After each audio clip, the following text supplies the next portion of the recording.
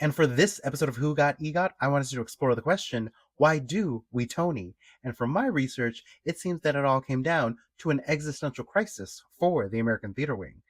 Hi, I'm Freddy Mancilla, historian of showbiz and politics, and the EGOT expert. And to put things into context, we first have to go back to the time right after World War II, when the wing was trying to figure out its purpose in a post-war world. Because what the wing was, and is still best remembered for, is its stage door canteens, set up around the country and even internationally, with, by all accounts, the best one being the one on Broadway. The canteens were a place where servicemen could recover and enjoy free entertainment and food, becoming a sort of home away from home for many of our soldiers. But without a war going on, and with wartime government support ending, the purpose and the legacy of the wing was being questioned by its own members, and all options were on the table.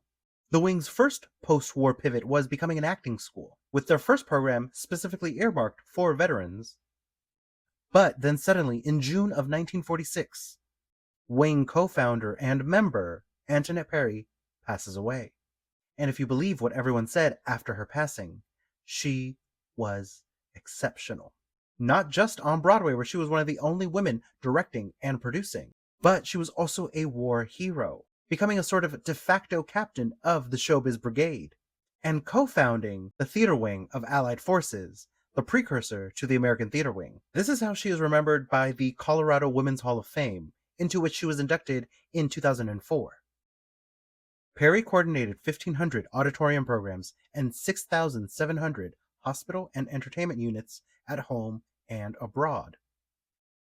And in this time when the wing is searching for purpose and frankly dealing with grief, the idea of awards is put forth and actually supported.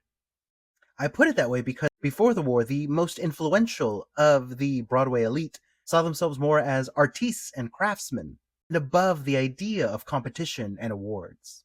But in my opinion, many members of the wing had memories of just how fast the world had moved on after World War I, when they had, just as they did in World War II, stepped up to support the war effort. A feeling I'm sure made more palpable with the impending ending of the wing.